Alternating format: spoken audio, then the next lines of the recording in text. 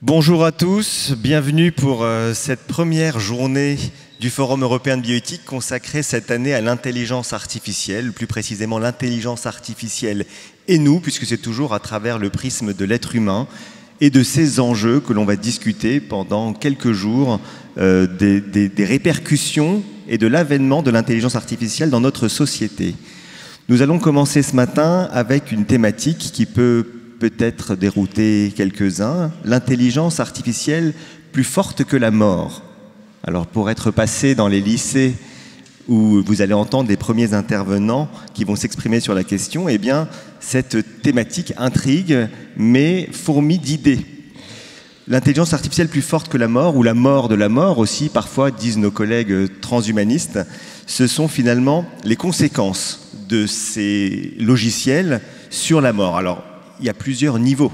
On va probablement parler de ces logiciels de deuil conversationnel.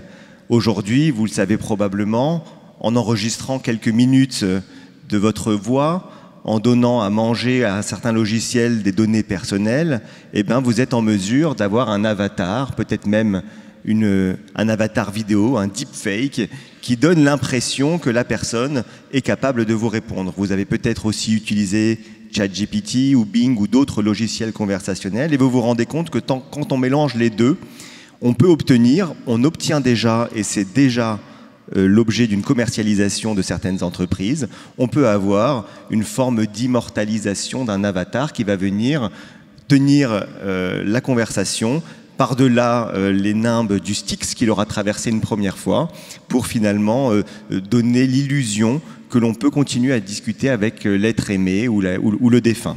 Après, on peut aller beaucoup plus loin, et j'imagine qu'on en parlera aussi au cours de cette table ronde. On peut imaginer qu'on peut peut-être aussi immortaliser l'esprit d'un individu si on arrive à en capter la substantifique moelle, ou l'essence, ou l'éther, et à ce moment-là, effectivement, repousser encore un peu les frontières de la mort, puisque je vous rappelle que la mort, en tout cas pour l'être humain, se définit par la mort cérébrale et pas simplement l'arrêt du cœur. À partir de ce moment-là, si le cerveau d'un individu peut être entièrement modélisé et peut continuer à survivre sur une interface, est-ce que la personne est morte? Vous imaginez les abîmes dans lesquels on peut s'effondrer quand on remet en question la chose à la fois la plus terrible mais la plus normale de l'histoire d'un être humain, c'est-à-dire la mort. C'est toute la société qui va en être bouleversée. Je vais laisser la parole au fondateur du Forum européen de bioéthique et au président du Conseil scientifique, Israël Nizan, qui va modérer cette table ronde. Merci Aurélien d'avoir mis ce sujet au programme, et la première fois que personnellement j'ai entendu parler de ce sujet, c'était à propos d'investissements en milliards de dollars pour essayer de faire copier-coller du cerveau et pour le mettre sur un ordinateur, ce qu'on pourrait appeler une greffe de cerveau. Quand ma carrosserie et mon moteur seront fichus, eh ben, il y aura l'essentiel qui persistera dans un ordinateur. Et il y a encore énormément d'investissements au niveau international sur ce que personnellement je considère comme une utopie, mais on va en discuter. Et on a une table ronde extrêmement variée. Et on va commencer par nos jeunes. Que pensent-ils tous deux, avec l'aide de leur professeur de philosophie, de l'IA plus forte que la mort? Et je donne la parole à Shaima El Awad. Merci. Tout d'abord, moi je vais commencer par un simple exemple. Je vais vous demander à tous d'imaginer que votre conjoint est décédé. Il nous reste simplement quelques photos, quelques vidéos, quelques souvenirs, quelques instants. Et une entreprise décide de créer une IA, plus précisément un deathbot, qui vous permet d'avoir un appel audio ou visio avec cette personne. Et vous avez un appel audio avec cette personne. Et donc, du coup, vous pouvez garder un lien avec cette personne, échanger quelques instants, et le logiciel est capable d'imiter sa voix, son visage, ses tics de langage et ses mimiques. Et même le projet de certains scientifiques serait de numériser la conscience pour pouvoir garder, si on peut dire comme ça, l'esprit de la personne. Avec une partie de ma classe et moi, nous pensons que c'est impossible, nous trouvons même ça effrayant. Pour nous, premièrement, d'un point de vue écologique, il faudra de nombreux disques durs, batteries, eau, électricité, ce qui n'est pas en faveur du réchauffement climatique.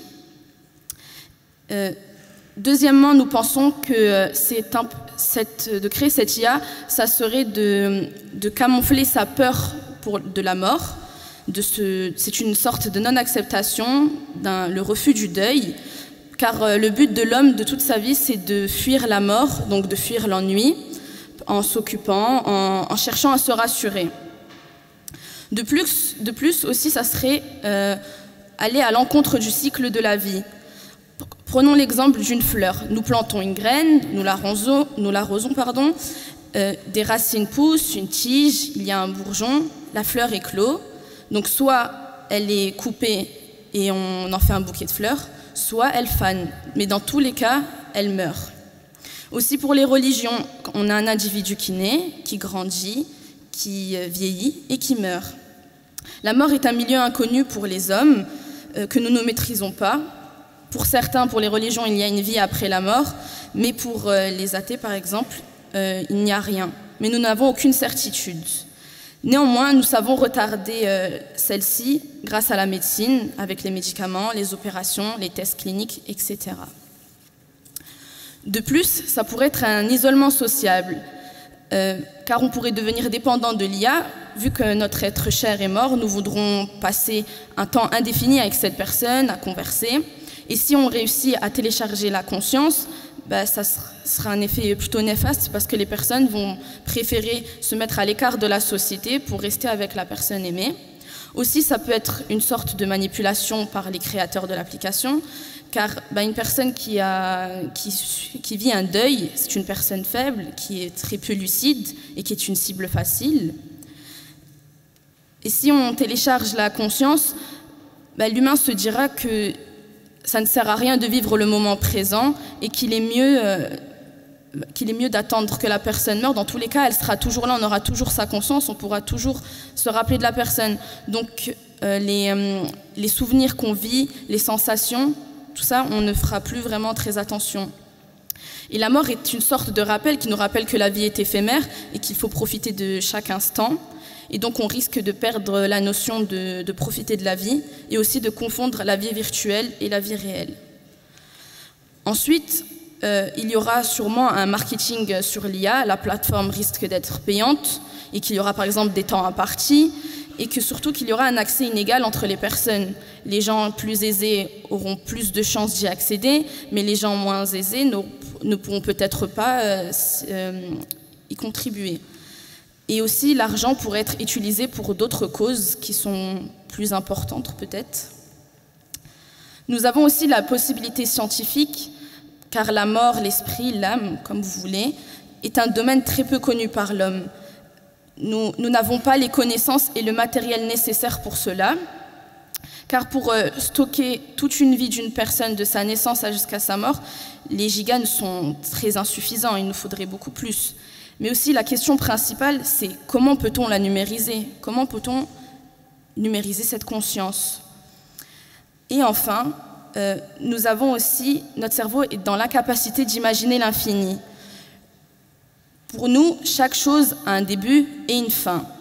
Nous avons toujours été habitués à avoir un début et une fin. Il n'y a aucun instrument aussi qui est capable de mesurer l'infini, donc pour les physiciens, si ce n'est pas mesurable, cela n'existe pas. Mais pour les mathématiciens, l'infini existe, mais il n'est pas représentable parce que à chaque fois qu'on va essayer de représenter l'infini, ça sera toujours plus que ce que l'on pense. Et pour les théologiens, l'infini, c'est Dieu. Et pour les philosophes, l'infini est l'univers qui a toujours existé et qui existera toujours. Durant mes recherches, je suis tombée sur une citation de Voltaire que je vais vous lire. « Le cerveau humain est un organe complexe doté du merveilleux pouvoir de permettre à l'homme de trouver des raisons de continuer à croire ce qu'il veut croire. » Pour moi, cette citation résume parfaitement mes propos. Le cerveau est l'organe le plus fascinant qu'il puisse exister. Il y a dans le cerveau environ 100 millions à 100 milliards de neurones qui font environ 4 à 130 micromètres, ce qui est infiniment petit. Mais malgré cette taille infiniment petite, Le cerveau peut faire de choses incroyables comme contrôler un corps, avoir un raisonnement, parler, s'exprimer, vivre les choses. Mais le seul défaut qu'il a, enfin un de ses défauts, serait d'imaginer l'infini. Donc si notre cerveau ne sait pas imaginer l'infini, n'est pas capable, comment pourrait-on avoir une vie infinie et combattre la mort? Néanmoins, c'est pourquoi il est nécessaire de réfléchir à ce qui est possible technologiquement et au rôle de la bioéthique dans notre sujet de cette table ronde. Je laisse la parole à Leïla.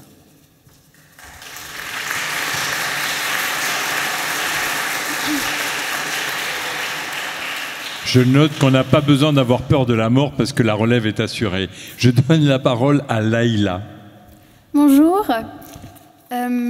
Alors pour m'avancer et l'autre partie de ma classe, on a bien conscience que la bioéthique est un sujet important, que débattre, c'est important de débattre sur le sujet et qu'il faut s'interroger sur la question de l'éthique. Mais par ailleurs, il ne faut pas être technophobe, il ne faut pas avoir peur de la technologie.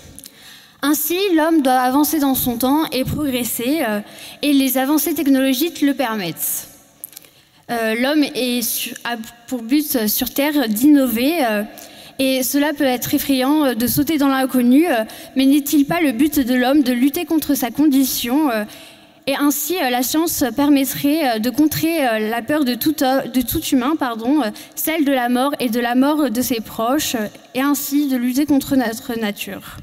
L'argument de ma collègue de l'écologie se tient, et je ne puis contrer cet argument. Par ailleurs, cela pourrait aider beaucoup de personnes qui sont atteintes de deuil pathologique. Elles permettent d'aider à passer le cap face à la mort, face à la perte de la personne aimée, et est utile pour la psychiatrie. Cela permet aussi des personnes atteintes de ce trouble de permettre de voir une personne qu'elles ont perdue, d'entendre leur voix, de leur parler. Et ainsi, ça a un aspect assez réconfortant. Imaginez-vous parler à une personne que vous avez beaucoup aimée, qui n'est plus là. Cela peut paraître très rassurant et permet de se raccrocher aux souvenirs. Par ailleurs, le concept de la mort évolue chaque jour et il doit ainsi être repensé. Peut-être qu'un jour, nous arriverons à transporter notre conscience dans une réalité virtuelle. Ainsi, nous n'aurions pas seulement une mort physique, mais aussi une vie intellectuelle. L'IA et la religion, en un point, sont presque pareilles, car dans les deux cas, il y a une vie après la mort. Donc dans la religion, on a le paradis ou l'enfer pour ceux qui sont croyants. Et l'IA permettrait aussi une vie future de manière intellectuelle. Ainsi, comme toute invention, elle peut être mise à bien du mal. Il faudrait donc cadrer et réglementer pour éviter les abus. On pourrait par exemple donner un quota de vidéos pour chaque personne à respecter, ou alors passer par le domaine de la médecine. Donc, par exemple, se faire proscrire des ordonnances pour les personnes qui devraient avoir le droit à cette innovation. On pourrait aussi mettre en œuvre la sécurité sociale, donc la CMU, qui permettrait d'éviter les discriminations entre les classes sociales et permettre à toute personne de jouir de cette invention. L'humain progresse dans plein de domaines différents et la science est l'un des domaines primaires. Donc si on arrive à fleurir dans ce domaine, on pourrait...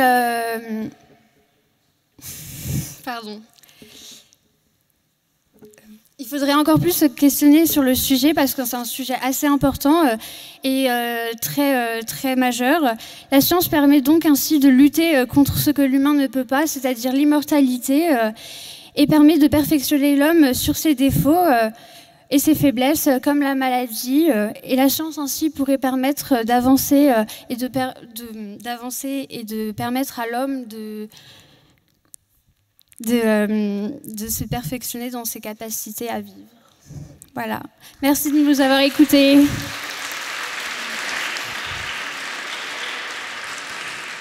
Merci sur ce petit coup d'œil sur l'avenir. Puis maintenant, on va passer à l'opinion des seniors sur le sujet. Et je vais donner la parole à une socio-anthropologue de Genève, Fiorenza Gamba. Merci beaucoup. J'espère, oui. Bonjour et merci beaucoup. Merci de cette présentation très intéressante, mais aussi ils me permettent d'entrer dans les sujets de la part de ma perspective.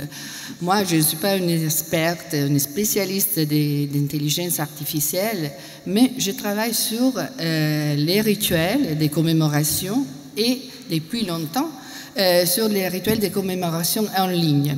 Donc cela, c'est presque évident que la technologie accompagne ces types de rituels particuliers et l'intelligence artificielle est devenue un élément très, très important pour les comprendre.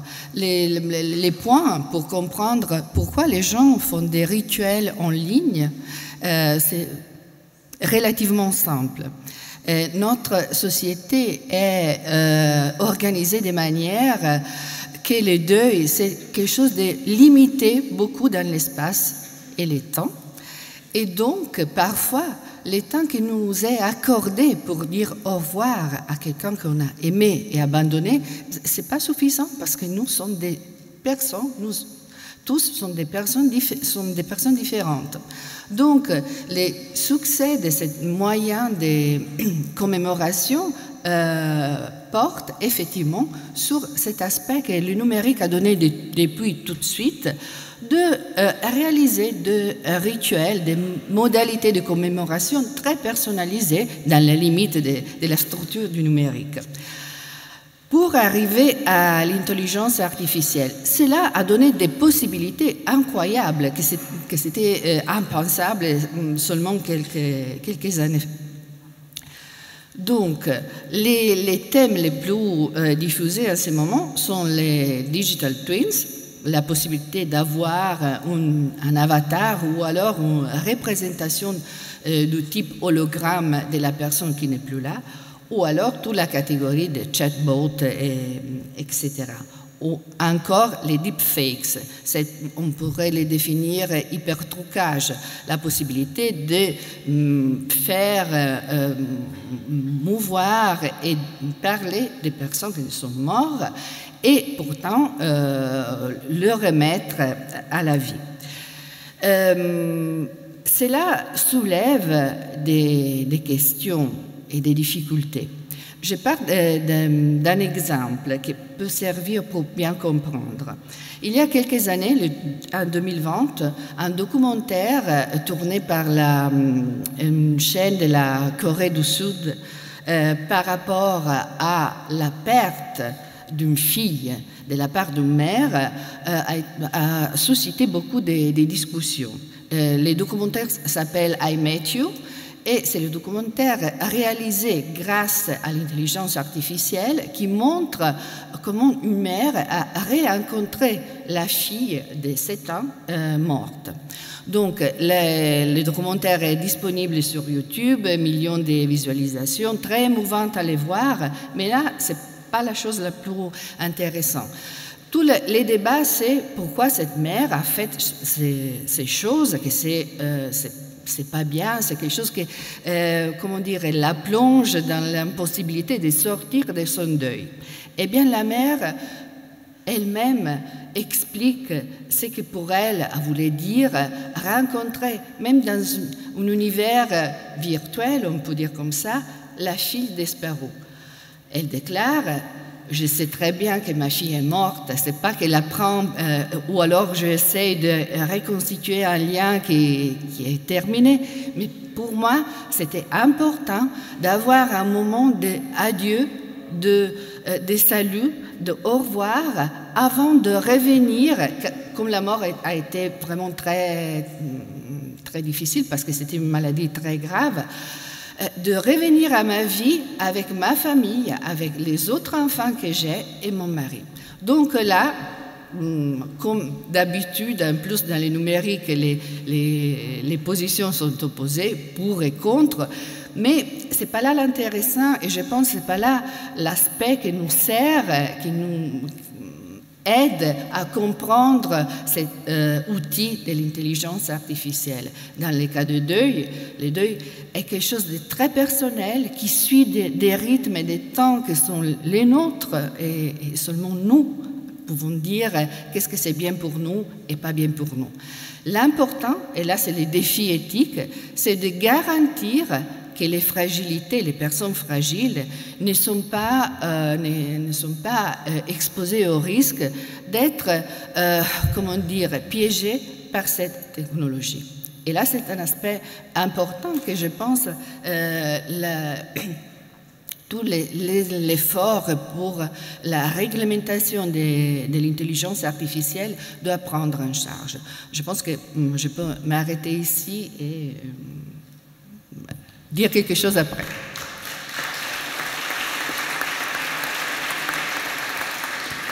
Oui, bien sûr, la parole va circuler après, vous pourrez revenir sur tous ces éléments. Grégoire Moutel est un des plus anciens intervenants du forum. Il a été là, je crois, chaque année. Il est désormais professeur de médecine légale, mais sa plus grande qualité, c'est de réfléchir à tous les enjeux de la bioéthique et d'être capable de les transmettre et de transmettre ses impressions sur ces sujets. Merci Grégoire d'être à nouveau là parmi nous. Tu as la parole. Merci à tout le monde et merci aux plus jeunes aussi d'être présents, parce que je leur disais, l'avenir leur appartient en partie sur ces questions-là. Israël l'a dit, alors je ne sais jamais trop pourquoi je fais une tribune, mais petit passage quand même par la médecine légale. Vous savez que la médecine légale, c'est dans l'imaginaire collectif la médecine de la mort, même si ce n'est pas que celle-ci, parce qu'on s'occupe aussi des personnes victimes vivantes. Et vous savez que dans la médecine légale, quand je suis venu ici, on dit toujours de nous qu'on faisait parler les morts. Alors on les fait parler avec d'autres choses que les outils dont on parle aujourd'hui, à travers l'analyse du corps, mais on reconstitue quand même une histoire après la mort. On est ceux qui explicitent des choses que les choses n'ont pas vues du vivant. Et donc, chemin faisant, je me suis dit, faisons aussi le lien avec ce qui existe sur le terrain. Je laisserai la parole à ceux qui sont plus dans le futur, mais pour vous dire que les questions qu'on va échanger aujourd'hui, elles ne sont pas si nouvelles que ça. Moi, je gère la chambre mortuaire d'un grand CHU, et il y a encore quelques semaines, il y a une dame d'un âge assez respectable, 88-89 ans, qui me dit, vous savez, moi je ne suis pas triste parce que je fais du spiritisme. Donc les questions qu'on évoque aujourd'hui ne sont pas si nouvelles que ça. Quand on se replonge un peu dans la littérature du 19e siècle, on faisait déjà parler les morts. On se réunissait avec beaucoup moins de technologie, vous savez, en s'apposant les mains pour les plus jeunes, les uns autour d'un guéridon, les autres dans un salon un peu doré et cossu. Et on ne jouait pas. On y croyait et ça marchait. Et les questions de l'époque étaient déjà posées en disant, est-ce que ces gens sont tordus? Est-ce qu'ils sont enclins à vouloir mystifier les choses?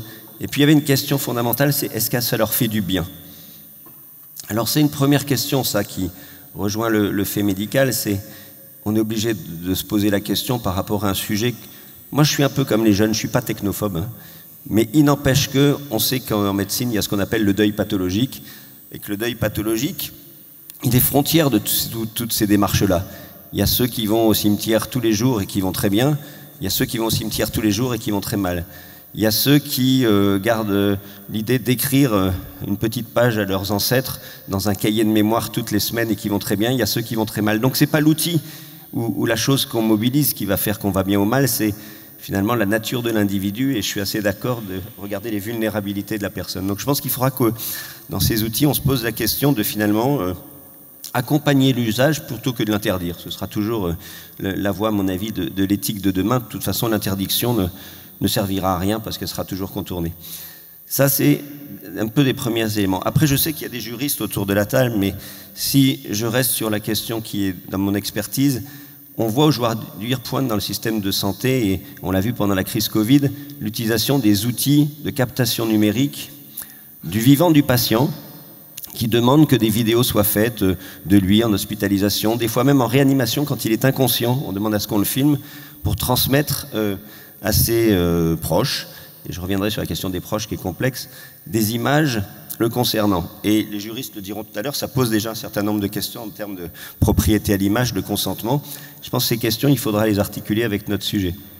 Et puis après, au décours de ces captations d'images, on se demande, mais qui a le droit d'usage? Et je pense que dans les outils de demain, c'est une vraie question. Qui aurait le droit d'usage? Qui aurait le droit d'écouter? Est-ce que tout le monde aurait le droit d'écouter une parole, une image reconstituée, une chose mémorielle? Donc ça, c'est pour vous mettre un peu le bazar dans la tête, mais pour vous poser des questions. Et puis si on va bien, tout le monde dit depuis tout à l'heure, cet outil, il faudra qu'il soit constitué d'éléments mémoriels de la personne. Qui va décider de constituer les éléments mémoriels de la personne? À l'heure des fakes, si Israël ou moi, à qui je souhaite une très longue vie comme à moi, comme ça c'est un peu égoïste et altruiste en même temps, c'est pas mal, on décide nous-mêmes au jour de constituer notre box de demain. Quelque part, on va avoir la maîtrise des outils mémoriels que les autres utiliseront et des algorithmes que les autres utiliseront. Il me semble que c'est assez respectueux de la personne qui va s'en aller. Si à l'inverse, c'est quelqu'un d'autre, quelqu'un qui me déteste, qui veut reconstituer quelque chose autour de ma nature, de ce que j'étais, c'est la négation de moi-même, c'est la négation de ma dignité, c'est le fait qu'on va pervertir l'image de moi. Et vous savez qu'y compris en droit, et là nos collègues juristes le diront, on est très attaché à la question de la mémoire et du respect de la mémoire d'un défunt. Donc si l'outil est constitué avec une éthique qui prend en compte les volontés de l'individu décédé, l'outil peut avoir sens. Si à l'inverse, il est là pour travestir ce que l'était l'individu, voilà. Et puis je reviens à la question de l'accès. L'accès m'interroge beaucoup. Quand vous gérez une chambre mortuaire comme la mienne et qu'un lundi matin, vous avez 5 membres d'une même famille qui arrivent, et comme disait Sacha Guitry, regardez une famille unie, regardez quand elle hérite. Ces 5 membres de la famille n'ont pas tous le même attachement à la personne défunte. Certaines y sont très attachées, avec des liens très forts, très authentiques. D'autres sont là parce qu'il faut être présent, et d'autres n'ont pas vu la personne depuis 20 ans. Et de par la loi, d'ailleurs, chacun représente les proches. Et d'ailleurs, chacun y pouvant avoir droit à pourvoir aux funérailles, par exemple.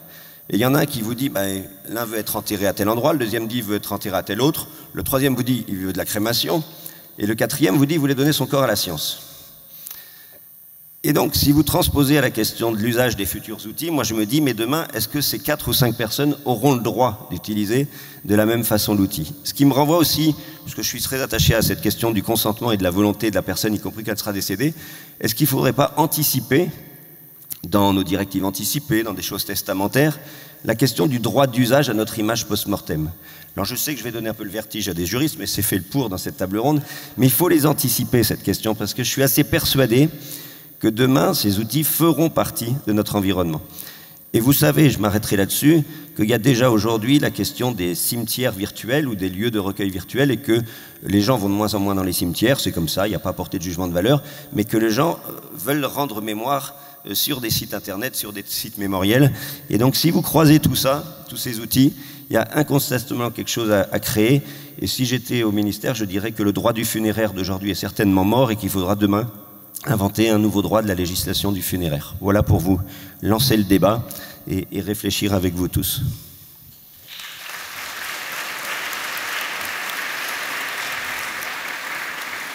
Merci Grégoire, rassure-toi, personne ne te déteste. En tout cas pas que je connaisse. Non, mais vaut mieux toujours être prudent. Didier Kernel est aussi un habitué du forum depuis longtemps. Il est vice-président de l'association française Technoprog, c'est-à-dire l'association transhumaniste française. Souvent, ses prises de parole au forum nous ont interpellés. Il a le mérite d'ouvrir la porte vers l'avenir. Et je lui donne la parole. Didier, tu as la parole. Oui, merci. Et coprésident de l'association REALS, Healthy Life Extension Society, donc pour les questions de longévité. D'abord, je voulais vite rebondir 15 secondes par un petit souvenir de ma tante qui était française décédée ici il y a quelques semaines. Donc à côté de toutes les règles légales, il y a aussi la bureaucratie. Donc ma tante avait fait un texte pour remettre son corps à la science, mais ça ne répondait pas aux conditions administratives et donc elle a été incinérée. Voilà, ça c'est une chose qui en soi est déjà symptomatique de pas mal de choses dont nous allons peut-être discuter. Merci Israël, merci à tous pour ces 3 jours qui vont venir, qui s'annoncent à la fois passionnants, instructifs, vertigineux, et moi j'assisterai à tout normalement. Et ce sera certainement mieux les autres que moi. Enfin non, j'espère que oui. Je voulais commencer par réagir par rapport à la toute première présentation, la mort de la mort. La mort de la mort, ça évoque pour vous très certainement le mot immortalité. Je voulais faire une première distinction entre trois usages du mot immortalité. Le premier usage, c'est l'immortalité. Il est impossible techniquement de décéder. On ne peut pas, même si on le veut, et ça personne ne le souhaite, ni les transhumanistes ni les autres. Il y a l'immortalité virtuelle dont on va parler aujourd'hui, donc éventuellement se retrouver sur un support non biologique. Et puis il y a ce que les spécialistes appellent l'immortalité biologique, c'est-à-dire non pas l'impossibilité de mourir, ni même l'impossibilité de mourir quand on ne le veut pas, mais le fait de ne plus avoir de maladie liée au vieillissement, maladie qui, dans un pays comme la France, tue 90% des personnes et nous tue avec une certitude de 100% si nous échappons aux autres causes de mortalité. Alors, pour tous les sujets d'aujourd'hui fascinants et vertigineux, comme je disais, liés à l'intelligence artificielle, j'ai écouté les débats déjà hier et il y avait des personnes extrêmement intéressantes expliquant que l'intelligence artificielle dite large, générale, supérieure à l'humain n'arrivera jamais. Et j'écoute aussi très régulièrement des personnes extrêmement intéressantes et aussi compétentes expliquer avec autant d'assurance que l'intelligence artificielle générale arrivera dans un avenir relativement proche et soit nous détruira tous, soit nous sauvera tous. Alors moi, je n'ai pas de certitude, ce que j'ai, c'est des espérances et ce que je constate, c'est que nous vivons dans un monde des possibles, c'est-à-dire des envisageables, qui est en train de s'élargir extrêmement rapidement, tant côté pile que côté face, tant côté utopie au sens vrai que côté utopie au sens où vous l'utilisez, Israël, à savoir dystopie. Alors l'intelligence artificielle, supposons que l'intelligence artificielle large puisse être donc présente, enfin elle est déjà en fait relativement présente, mais puisqu'on puisse encore s'élargir, il y a parmi les hypothèses possibles le fait que l'intelligence artificielle nous détruirait. C'est ce qui s'appelle les risques existentiels et curieusement ça inquiète moins en France parce qu'en France on imagine moins que l'intelligence va nous dépasser. Mais pour moi c'est probablement, pour moi et pour beaucoup de transhumanistes d'ailleurs, et notamment pour Nick Bostrom qui est le fondateur du mouvement transhumaniste, donc c'est probablement le risque numéro 1, une intelligence artificielle qui nous dépasserait et qui nous détruirait. L'autre piste, c'est une intelligence artificielle qui nous permettra de vivre beaucoup mieux, beaucoup plus longtemps, en bonne santé, sans limitation de durée, sans vieillissement. Et je pense que par rapport, d'une part, à l'espoir qui est celui de la plupart d'entre nous, mais aussi par rapport à la gestion des risques, c'est le mieux qu'on puisse espérer de l'intelligence artificielle. C'est qu'elle progresse pour les questions de santé, pour les questions de résilience, mais aussi pour les questions, on va dire, de compréhension entre les humains. Et puis maintenant, pour venir au centre du sujet vraiment d'aujourd'hui, il y a donc, on va dire, l'immortalité informatique. Alors l'immortalité informatique, on peut l'imaginer de, je dirais, 3 manières. La fusion homme-machine, c'est un peu le rêve, mais qui est le cauchemar d'autres, de Elon Musk. Hein. Donc c'est créer quelque chose qui soit à la fois un ordinateur et un être de chair et d'eau, avec des liaisons et sans vieillissement et sans souffrance. Okay. La deuxième hypothèse, c'est que nous arrivions un jour à reproduire ce qui est notre conscience, mais on ne sait pas ce que c'est notre conscience, et que nous arrivions à le mettre sur un support informatique et donc que nous puissions poursuivre notre vie sur un support informatique. Mais j'insiste sur le fait que ça ne voudrait pas dire, comment dire, ici on imagine sur un ordinateur, mais c'est sur un ordinateur comme quand vous êtes au téléphone ou comme quand vous regardez un film, vous êtes dans cette réalité-là. D'ailleurs, un certain nombre de spécialistes, dont Nick Bostrom, sur lequel je reviens, pensent que c'est tout à fait envisageable que nous soyons une simulation, mais ça nous mènerait très loin. Et puis la dernière chose, donc, qui est spécifiquement ici abordée dans la présentation du thème, c'est l'idée d'avoir des êtres virtuels qui sont en fait la continuation d'êtres physiques, mais qui ont été reproduits sur support informatique. Et pour moi, à supposer que cela soit possible, c'est quand même encore plus souhaitable d'avoir des êtres virtuels, comment dire, qui soient une copie, on va dire une copie de sauvegarde d'êtres qui sont vivants aujourd'hui. Voilà. Et après, en dehors de mes intérêts transhumanistes et de mes intérêts longévitistes, je suis aussi juriste et passionné par la complexité du droit et par le fait que personne n'y s'y retrouve. Et petite chose dont on va peut-être discuter tout à l'heure, c'est le RGPD ne s'applique pas normalement aux personnes décédées. C'est une curiosité du RGPD, le Règlement général de protection des données. Et la toute dernière chose que je voulais dire, un peu en dehors, j'ai l'impression que la confusion qu'il y a pour un certain nombre de personnes, peut-être surtout en France, surtout dans le monde francophone, entre intelligence artificielle large et conscience explique pour la raison, enfin, est une des raisons pour lesquelles on n'arrive pas ici, ou on a du mal ici à envisager une intelligence artificielle supérieure à l'humain. Donc ceci est déjà, que vous avez pour la plupart dans la poche, est déjà très supérieur à l'humain pour plein de domaines. Imaginez une intelligence artificielle générale supérieure à l'humain, non consciente, ne devrait pas être aussi compliqué que cela, puisque vous êtes tous à peu près convaincus que ceci n'a pas de conscience. Voilà, c'est tout pour mon introduction. Merci.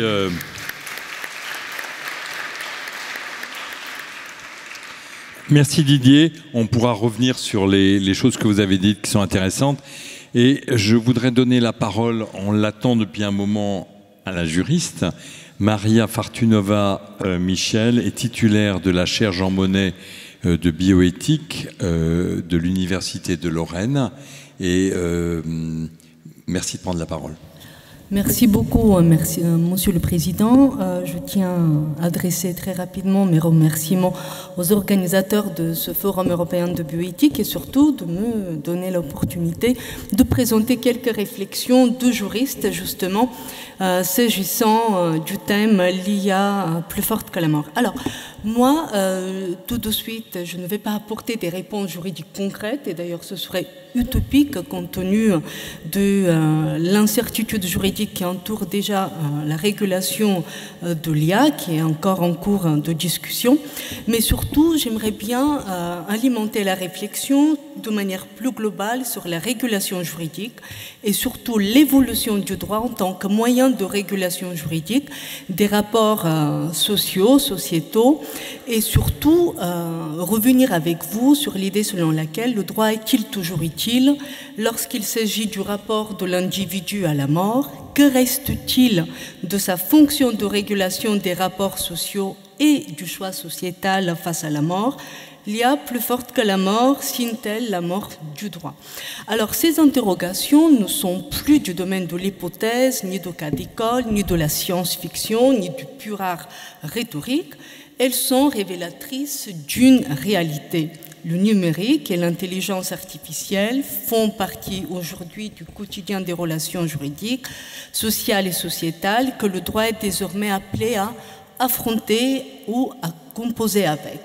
Plus que jamais, la demande de droit est de plus en plus nécessaire dans ce contexte d'intrusion du numérique, voire de l'intelligence artificielle, et cette demande de droit est amenée à se réinventer dans ses méthodes d'élaboration normative, de régulation juridique, et on le voit dans le cadre du débat sur la gouvernance de l'IA, mais aussi les fonctions même de la justice sont également remises en question, et je pense plus particulièrement à ce qui a été le débat hier sur l'utilisation de l'IA et la question de la justice prédictive. Bref, le droit est en pleine mutation, reconfiguration, transformation, compte tenu des enjeux éthiques, et cela a été rappelé de manière très frappante justement par les intervenants précédents, que l'IA soulève avec sa promesse de déjouer la mort. Quelle est alors la posture du droit que nous enseigne son utilisation pour légitimer ou interdire le recours à l'IA? Et pour répondre à cette interrogation, je vais emprunter les termes de la doctrine selon laquelle l'apport du droit à cette interrogation, à ces mutations sociétales, est bien sûr en tant qu'élément de connaissance, c'est-à-dire le droit offre sa capacité de penser une réalité sociale sous forme rationalisée.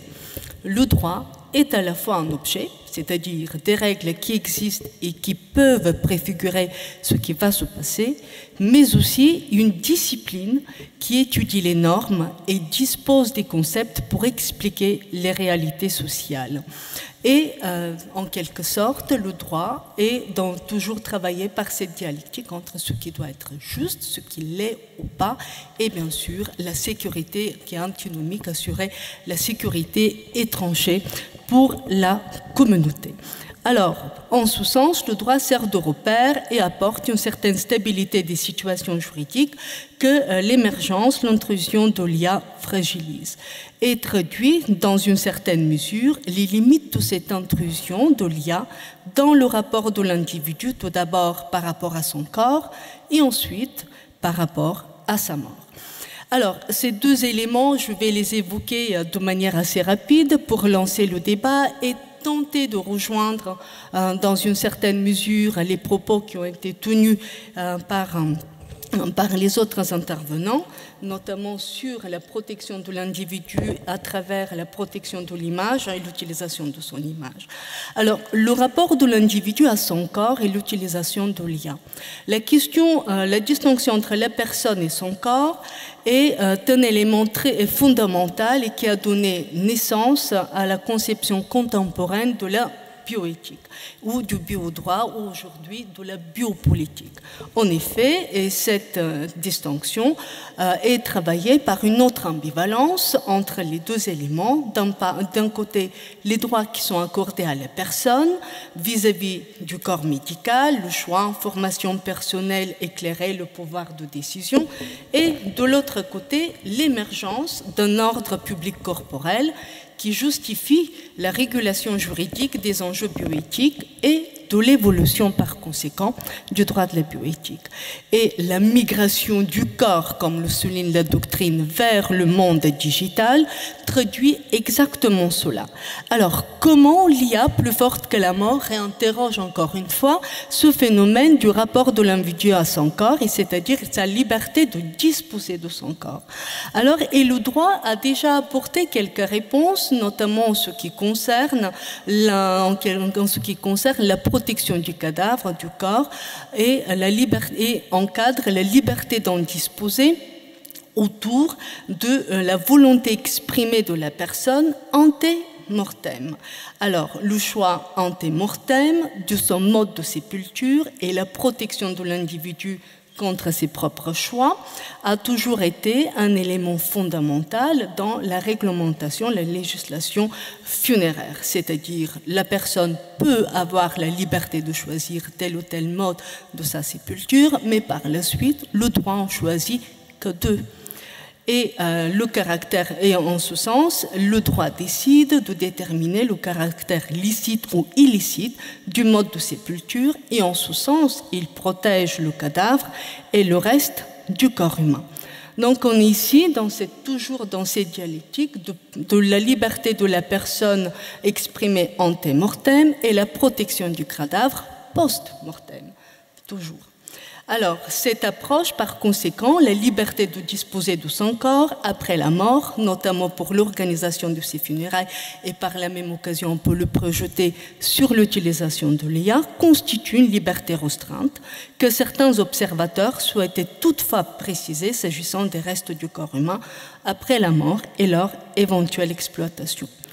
Cette dialectique interroge également une autre distinction, celle de la personne et des choses. Encore une fois, exactement l'utilisation de l'IA, plus forte pour déjouer en quelque sorte la mort, repose actuellement cette question au sujet, cela a été évoqué également hier, au sujet de son statut juridique. Est-ce une personne? Elle dispose-t-elle d'une personnalité juridique? Faut-il lui en octroyer une? Et en ce sens-là, qu'elle vienne en concurrencer l'être humain. Bien sûr, pour l'instant, les instances juridiques au sens de l'Union européenne, du Conseil de l'Europe, mais également au niveau national, et je pense plus particulièrement à l'avis du Conseil d'État, rendu dans le cadre des révisions des lois bioéthiques de 2021, donc se prononce en le sens contraire. Notamment, il faut laisser l'IA à son statut de chose qui mérite une protection, un encadrement juridique, mais surtout pas ne pas nier ce phénomène humain. Et ensuite, l'IA, de manière très rapide aussi, interroge également le rapport de l'individu à sa mort. Et c'est une façon aussi très originale, à mon sens, de repenser la bioéthique.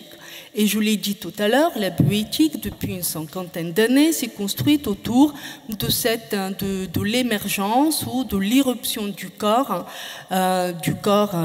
humain dans le droit. Et donc, il est constitué en quelque sorte aujourd'hui de manière exagérée ou exacerbée, de telle manière que parfois la doctrine qualifie de la naissance de la biopolitique au sens d'une gouvernementalité, de gouvernement des conduites par le corps. Alors, l'IA plus forte que la mort, selon moi, et c'est un phénomène doctrinal aujourd'hui qui n'est plus minoritaire, tente de décentrer en quelque sorte la centralité du corps qu'aujourd'hui fonde ce qu'on appelle donc la biopolitique, et je m'explique. En effet, on assiste à un phénomène de plus en plus prégnant de la fondamentalisation du droit, et l'IA plus forte que la mort, finalement, ne fait que révéler cela. Et je me réfère ici aux travaux de Géraldine Aydan dans son ouvrage « La vie psychique, objet de droit ». Et dans cet ouvrage, l'auteur démontre qu'on assiste à un phénomène qui monte en puissance depuis une trentaine d'années, c'est-à-dire le fait psychique est désormais saisi par le droit. La souffrance, l'angoisse de la mort est saisie par le droit. Et donc, cette saisine par le droit met en lumière le développement de ce que l'auteur appelle une nouvelle forme de gouvernementalité, la psyché politique, c'est-à-dire le processus d'individuation, la construction des individualités psychiques. Alors, la psyché politique, au lieu de la biopolitique, devient un phénomène juridique saisi donc par le droit. L'origine, bien sûr, c'est la pulvérisation du droit en droit subjectif. La subjectivation est l'avènement des droits fondamentaux. La conséquence, on la connaît, c'est le rôle actif de l'individu. L'individu est aujourd'hui un acteur très actif de sa vie et de sa mort. Et on le voit aujourd'hui autour de la discussion du droit à mourir, le droit de choisir sa mort, c'est-à-dire non seulement choisir le moment de sa mort et les moyens pour y parvenir, mais aussi, à contrario, le droit de ne pas mourir. Comme le souligne à juste titre la doctrine, grâce au progrès technique, la mort est de plus en plus effacée. Sa frontière avec la vie devient incertaine et déconstruite, tant qu'émerge peut-être une société post-mortelle pour expliquer les mutations contemporaines liées à la perception de la mort. Alors, et on le ressent déjà, notamment dans le dispositif juridique, mais aussi dans le cadre de l'activité du juge. Et on voit en raison de certaines espèces ou des cas, le juge rend des jugements existentiels, ou bien il devient un éthicien du droit, ou bien des jugements compassionnels pour détourner l'interdiction posée par le droit. Et je termine, quel serait alors le statut juridique de la personne? Et on le voit d'ailleurs avec les revendications cryogéniques, bien sûr. Quel serait alors le statut juridique de la personne et de son corps qui serait cryonisé? Que protège le droit, le corps ou la personne cryonisée? Et l'on retombe encore une fois sur la distinction originelle entre personne et chose, comme une ligne de démarcation nette afin de préserver la logique. Et par là même, l'utilité du droit. Et je termine sur cette idée de réflexion. L'IA a aussi au moins peut-être le mérite de réhabiliter l'esprit et le fait psychique, au même titre que le corps lorsqu'il est saisi par le droit. Je vous remercie de votre attention.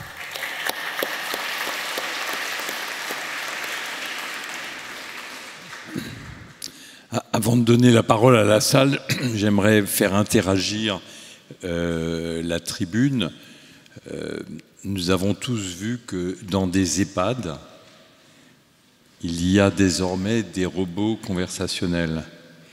C'est-à-dire que c'est des petites machines sous la forme d'un chien ou d'un androïde qui répondent de manière assez pertinente aux interactions qu'une personne âgée peut avoir avec eux. Vous connaissez tous les complications de la solitude chez les personnes âgées, et tout le monde a considéré que ces robots avaient du sens, au point que de plus en plus d'institutions se sont équipées. Est-ce que l'idée de faire un robot qui n'interviendrait pas avec une voix neutre, mais avec la voix de l'ancien conjoint, est-ce que cette idée serait plus immorale que ce qu'on a aujourd'hui? Madame. Pour moi, c'est difficile de prendre position parce que je ne suis pas dans la perspective pour ou contre. De point de vue personnel, ça me donne quelques difficultés. Mais cela dépend. Les personnes âgées ont déjà des objets, on pourrait les appeler en référence à l'enfant, des objets transitionnels, dans le sens que parfois ils ont des peluches qu'ils ont avec eux, ou alors des véritables relations avec des vrais animaux.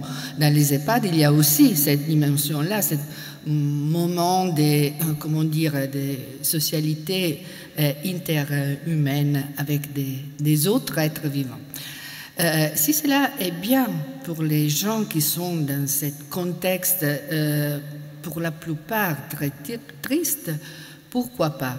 Et quand on parle des robots, on a l'image de quelque chose de froid, de très technique, mais le mot robot indique seulement une structure technologique qui fait quelque chose. Donc, au-delà la sympathie personnelle, je pense que tous les moyens pour soulever les personnes âgées, mais pas seulement les personnes âgées, de la souffrance et de la solitude, c'est quelque chose de bien qu'on peut imaginer de faire. Grégoire.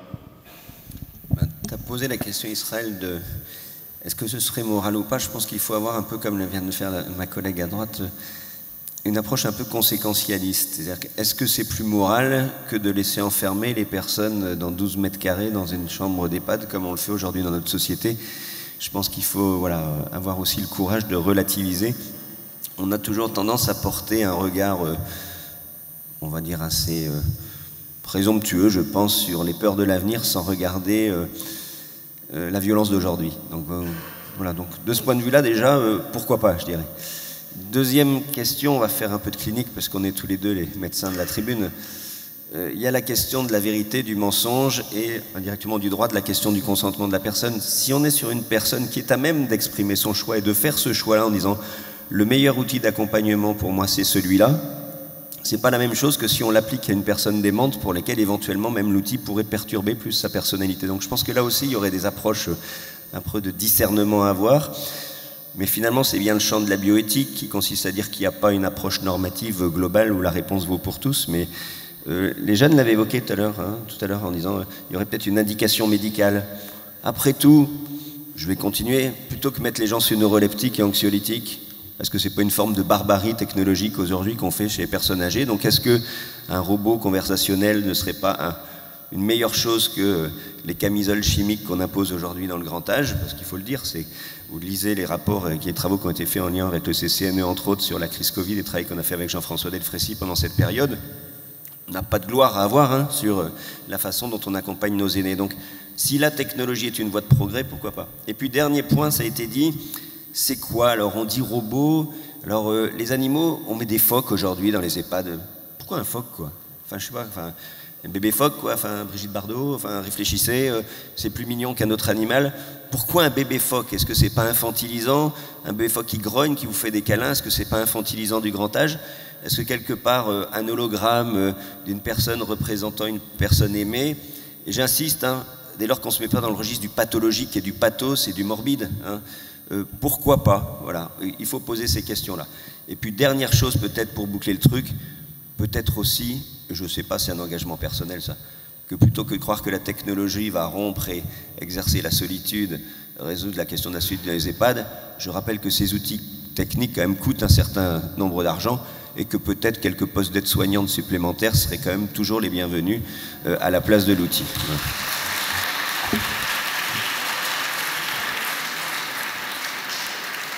Didier. Oui, outre que je suis tout à fait d'accord avec les intervenants précédents, j'ai eu l'expérience et je dirais la douleur, franchement la douleur, de voir mes 4 parents et beaux-parents s'éteindre petit à petit dans ce que... Il est déjà significatif d'utiliser uniquement des acronymes, hein, l'acronyme EHPAD, en Belgique on dit MRS, Maison de retraite et de soins. Ok, donc je les ai vus s'éteindre petit à petit, et une des choses qui me frappe comme juriste, c'est la distance entre le droit et le fait. En droit, les personnes sont encore totalement indépendantes. En fait, si la personne demande à sortir, on l'empêche de sortir. Ok. Et on l'empêche de sortir, évidemment, pas parce qu'on ne souhaite pas qu'elle sorte, mais parce que son état de santé ne lui permet pas, et parce que le droit est d'une telle complexité que désigner une personne n'est pas réaliste. Ok. Maintenant, sur la question elle-même, je trouve que c'est une très bonne question. Et donc, parmi les 4 décédés, il y avait ma belle-mère qui n'a jamais voulu admettre, je ne sais pas si c'était conscient, inconscient, que son époux, son ex-époux était décédé. Et à mon avis, dans ce cas-là, par exemple, et donc tout à fait d'accord, ça dépend des situations, évidemment, dans ce cas-là, c'est probablement souhaitable d'avoir une personne. Donc on a dans notre éthique personnelle, je pense, la grande majorité d'entre nous, et là dans la grande majorité des cas, on a dans notre éthique personnelle ne pas mentir, mais on a aussi dans notre éthique personnelle ne pas souffrir, et évidemment dans de nombreux... ne pas faire souffrir, ne pas souffrir, c'est pas de l'éthique, c'est de l'intérêt. Donc on a ne pas mentir, ne pas faire souffrir, dans les cas où il y a une contradiction entre les deux, et pour des personnes qui n'ont plus une grande capacité de choix effectif, je pense que c'est souhaitable. Petit détail, je crois que les phoques ne sont pas des phoques. Justement, ça a été choisi parce que ce n'était pas en rapport avec un animal connu par des gens. Et alors, bien sûr, nous sommes tous d'accord pour dire qu'il faut plus de personnel dans les maisons de retraite. Mais une des choses pour lesquelles les maisons de retraite n'ont pas de personnel, c'est parce que parce que ça coûte et que c'est mal payé. Une autre raison, c'est aussi parce que c'est je disais avant que mes beaux-parents soient décédés, quelque chose que je ne souhaiterais pas même à mes beaux-parents. Ok, maintenant je dis quelque chose que je ne souhaiterais pas à personne, c'est d'être aide-soignant en s'attachant aux personnes qui sont là, parce que forcément vous les voyez décédés, c'est extrêmement dur comme travail. Voilà, et donc si un jour on peut le faire remplacer par un programme informatique qui fonctionne aussi bien, oui, aussi pour la souffrance des aides-soignants. C'est tout. Madame Michel. Merci beaucoup. Alors, moi, je vais simplement rajouter quelques éléments de réflexion en complément des interventions précédentes. Et du point de vue de juriste, bien sûr, si on doit appréhender ce phénomène par le droit, la première question qui d'ailleurs qu'on doit se poser, c'est la question de l'accès, c'est-à-dire la question de la discrimination, c'est-à-dire quel sera le coût pour pouvoir y accéder, quel sera le moyen que le droit pourra utiliser pour rendre cet accès à tout le monde. Donc on est aussi dans cette interrogation-là de l'accès, au-delà des questions morales qui peuvent accompagner l'élaboration de l'autorisation ou de la restriction, voire de l'interdiction d'accès. Ensuite, la seconde question, elle nous semble très importante, traverse aujourd'hui le domaine juridique, notamment dans la définition de la politique de santé, c'est l'émergence de cet impératif éthique. Alors on le voit, il est tout le temps placardé dans le dispositif législatif, dans le dispositif réglementaire, mais on n'arrive pas effectivement à en saisir l'ampleur et surtout les moyens spécifiques pour le mettre en œuvre. Ce qui explique encore une fois le décalage entre la norme qui a été soulevée et le fait qu'elle doit appréhender. Et notamment, il doit y avoir toute une réflexion, d'ailleurs, qui sera menée. Il y a une loi qui est votée par le Parlement le 27 décembre dernier, qui remplace notamment la notion, la qualification de territoire de démocratie sanitaire par territoire en santé. Peut-être il y a aussi une évolution linguistique et opérée et de terminologie. Voilà, donc j'apporte simplement cette vision un peu juriste, technique de la question. Merci. Aurélien ? Oui, je voulais juste rajouter quelque chose qui peut-être manque encore un petit peu au débat, c'est de ne pas oublier qu'aujourd'hui, pour demain et probablement pour longtemps, l'intelligence artificielle telle qu'elle existe est un miroir aux alouettes. C'est-à-dire que dans une relation, que ce soit du vivant, que ce soit pour les personnes endeuillées ou que ce soit pour les personnes âgées dans les EHPAD, une relation, c'est quelque chose qui s'effectue à deux. Ce qui me choque, moi, dans les logiciels qui existent déjà, qui sont déjà commercialisés, donc en fait, il y a des utilisateurs, qu'on pourrait même dire plutôt des consommateurs, c'est qu'en réalité, il n'y a de relation que d'un seul côté. C'est-à-dire que l'être virtuel, alors peut-être si un jour on a une intelligence artificielle haute, on pourra en rediscuter, mais pour aujourd'hui et pour longtemps, il n'y a qu'une seule personne qui souffre et l'autre qui donne l'illusion. Il y a un pan de la science qui s'appelle la cognition sociale qui existe et qui nous montre à quel point c'est totalement différent. Et pour les personnes âgées, comme chaque année au Forum européen de bioéthique, moi je parle de mes chiens, eh bien quand je rentre à la maison, mes chiens qui ne sont pas des êtres humains ont une émotion. Ils ont de la joie, ils ont de la colère, ils sont fâchés ou quoi que ce soit. Ils existent en tant qu'émotion que je reçois. Et le fait que moi, je puisse percevoir une émotion et que le sujet en face, que ce soit un sujet animal ou un être humain, ait une émotion, ça change tout en matière de relation. Et ça, je pense que c'est important d'en prendre conscience, et notamment peut-être aussi pour limiter, légiférer ou restreindre un petit peu des entreprises à visée commerciale qui vont utiliser la faiblesse d'un moment, comme ça a été très bien expliqué par les lycéens qui ont parlé au départ. Ce sont des moments de faiblesse et de fragilité, et c'est important que nous, citoyens, qui ne sommes pas dans cette situation de fragilité et qui parfois sommes aux manettes de prendre des décisions, nous puissions intervenir pour dire attention, c'est un miroir aux alouettes, ce n'est pas une relation, parce qu'une relation se fait entre deux personnes qui ont des émotions.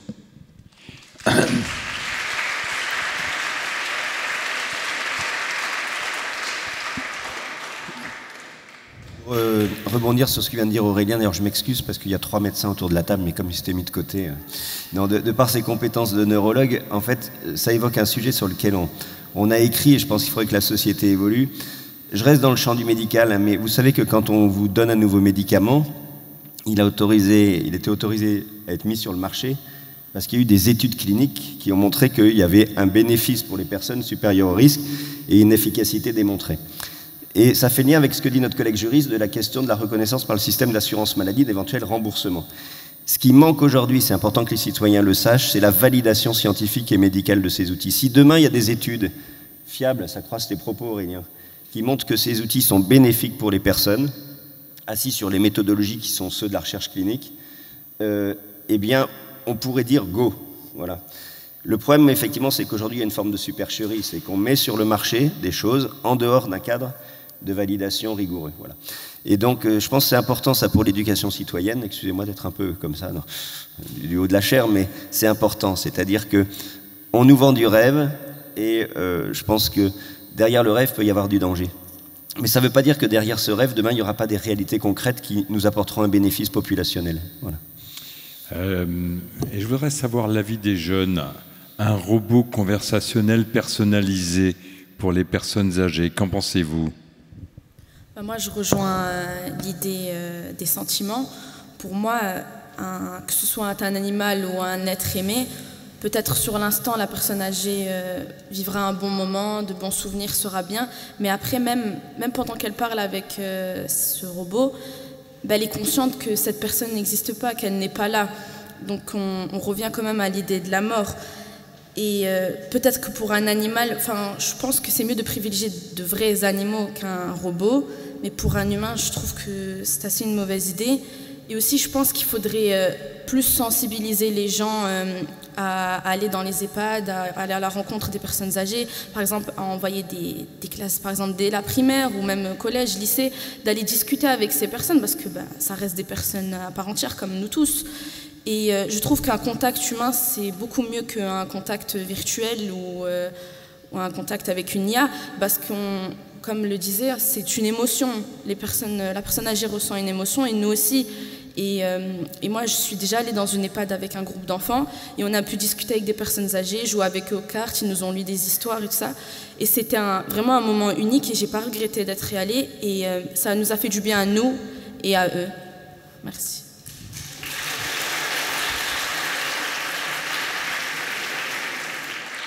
Et l'avis de Leïla?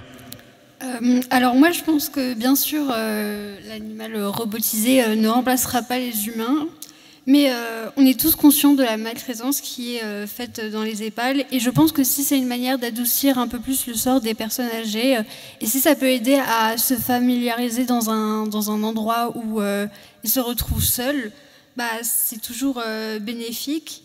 Par contre, pour ce qu'a dit Monsieur Courneuil, remplacer les aides-soignantes par des programmes, je pense que c'est pas forcément une bonne idée, parce que je me suis peut-être trompée sur ce que vous avez dit, ou peut-être j'avais... Ah d'accord, pardon, je me suis... Mais du coup, oui, je pense que c'est important que les personnes âgées ont toujours des relations sociales avec des personnes extérieures, et que c'est moins dur de parler à des personnes réelles que des personnes robotisées.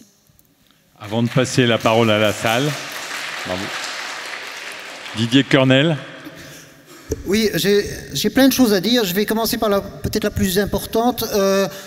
Quand je rentre dans une boulangerie, que la personne me dit bonjour et que j'y dis bonjour, franchement, même je ne pense pas qu'il y ait des sentiments, entre guillemets, réels. L'être humain est un être sentient, mais c'est aussi un être fait d'automatisme. Et puis, la seule raison pour laquelle vous et moi savons que l'autre est un être sentient, c'est par notre propre expérience. Ça, c'est pas parce que j'ai démontré que vous aviez un comportement d'être sentient. C'est simplement par identité. Et donc, moi, je me demande si on ne peut pas dire... Tout comme vous connaissez probablement la phrase d'Arthur Clarke que toute technologie suffisamment avancée est indiscernable de la magie, ne peut-on pas dire que toute intelligence artificielle suffisamment avancée est indiscernable de la conscience? En tout cas, Monsieur Lemoine, qui est un religieux, qui était un informaticien avancé de Google, est convaincu, lui, que l'intelligence artificielle est déjà consciente. Donc il y a des gens extrêmement compétents, intelligents, etc., qui pensent déjà que l'intelligence aujourd'hui est consciente. Ça, c'est la première chose que je voulais dire. La deuxième chose que je voulais dire, je suis tout à fait d'accord avec ce que vous disiez par rapport aux dangers, on va dire, des arnaques par rapport moi je dirais plus largement, toutes les applications de santé dont il y a des centaines de milliers. Et moi j'étais assez inquiet quand j'ai lu, je ne sais plus si c'était en France ou en Belgique, mais tout récemment, un représentant politique dire « Ah ben, voilà, nous avons la chance d'être le premier pays, Belgique ou France, je ne sais plus, dans lequel nous effectuons le remboursement de soins de santé informatique, on va dire, avant même que ce soit evidence-based. Ah bon, avant même que ce soit prouvé scientifiquement. Ah bon, ça c'est vraiment... Pour moi, c'est... Et alors, une des raisons, à mon avis, vraiment de base pour lequel ce problème-là se pose, ça s'appelle, encore une fois, le RGPD, Règlement Général de Protection des Données, et plus largement, l'idée, quand j'étais jeune et de gauche, l'idée de partager, notamment partager les données, c'était quelque chose de positif. Maintenant que je suis vieux et toujours de gauche, l'idée de partager les données c'est devenu quelque chose, ah non, non, non, il faut garder son petit précaré. Non, non. C'est un autre sujet, Didier. Pour moi, oui, oui. Okay, mais donc, qui peut justifier une table ronde à lui tout seul. Les données personnelles et de santé, c'est un énorme sujet. Mais avant de donner la parole à la salle, Aurélien, tu as parlé de tes chiens. Et il y a des personnes... par terre, qui sont dans une situation dramatique au moment du décès d'un chien. Pourrait-on imaginer que ce chien soit mis sous la forme d'un hologramme? Certes, la relation ne serait pas bidirectionnelle, mais hier on entendait Xavier Bellamy et Enthoven nous dire que quand on a envie de croire quelque chose, c'est ça qu'on croit plutôt. Est-ce que les aboiements d'un chien qui serait extrêmement content quand tu rentres ne seraient pas au moins la moitié de cette relation? Mais ça peut être la moitié, le quart, le tiers, je ne peux pas vous dire, mais ça ne sera pas la relation. Et c'est ça que montre la cognition sociale. Quand vous mettez un enfant devant un écran qui présente un cours, il ne retient pas la même chose que lorsqu'il est devant la même personne vivante qui dit les mêmes mots au même instant. Pourquoi? Tout simplement parce que l'individu a conscience qu'en face, la personne pourrait réagir s'il devait lui-même avoir une émotion. Et ça, je suis désolé, mais ça change fondamentalement le lien qu'on a aux autres. Donc évidemment que, par exemple, pour les personnes âgées, moi je rejoins tout à fait ce que dit Grégoire Moutel, c'est-à-dire que si ça apporte un mieux dans une situation catastrophique, mais on n'est pas à cette table ronde, on n'est pas là pour dire ben voilà, on va faire le moins pire de ce qu'on peut proposer dans une société. Bien sûr que le moins pire, ça sera déjà quelque chose d'ici, ça apporte quelque chose, mais on est là aussi pour dire qu'est-ce qu'on souhaite, quel humain pour demain. C'est la baseline du Forum européen de bioéthique, c'est de se demander qu'est-ce qu'on veut faire de cette société. Aujourd'hui, l'intelligence artificielle nous propose des solutions. On est aussi là pour dire ce qui est réaliste, pas réaliste, et ce qu'il faudrait réaliser pour être plutôt dans une utopie que dans une dystopie.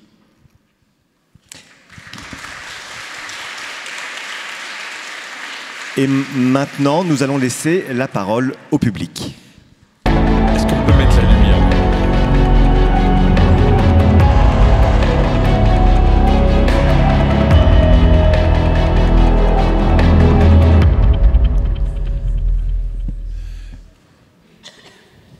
Levez-vous qu'on vous voit.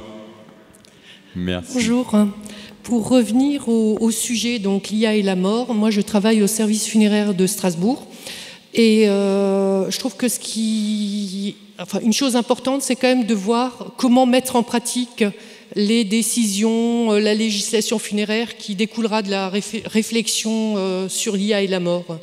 On a vu la problématique au moment de la crémation, où une législation a été mise en place et quelques années après, il a fallu la reprendre parce que ce n'était absolument pas possible de la mettre en pratique au moment des funérailles.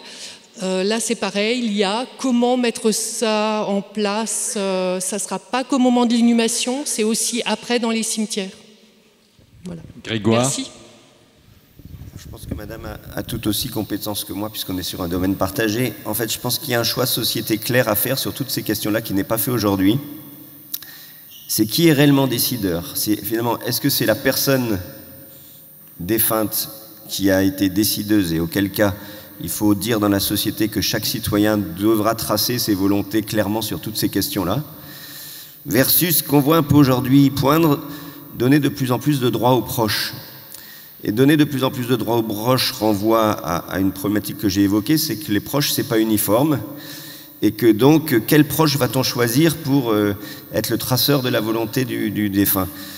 Eh bien, c'est impossible. Bruno Falorni, qui est député, s'y est risqué à l'Assemblée nationale et a dit il y a autant de solutions législatives qu'il y a de familles. Parce que si je vous demande à chacun dans cette salle de désigner qui est votre proche le plus proche et le plus proche légitime, un coup ce sera votre conjoint dans 6 mois ce sera peut-être plus le même, vos enfants, ainsi de suite, la hiérarchie entre vos enfants, bref.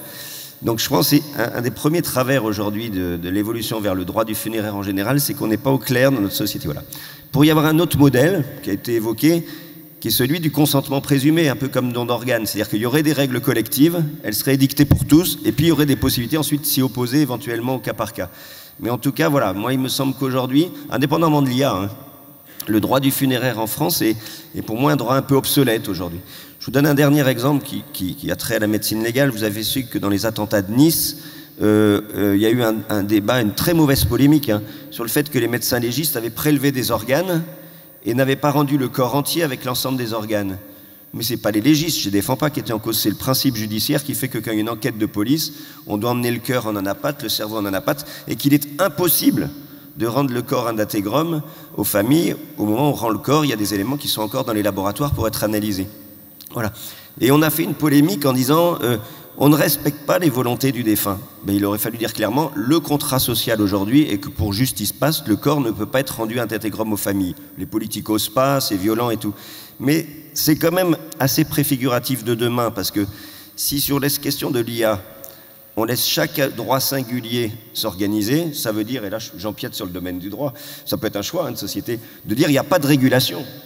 On pourrait dire aussi il n'y a pas de régulation, mais alors je reviens sur votre question, quand on est en charge du service funéraire d'une municipalité ou d'un territoire, s'il n'y a pas de régulation, ça va être un sacré bazar pour les acteurs de terrain. Voilà, juste un témoignage partagé, débat de société. Voilà, il faut que les citoyens entendent qu'il y a un nouveau droit du funéraire à poser. Je pense que c'est une vraie question.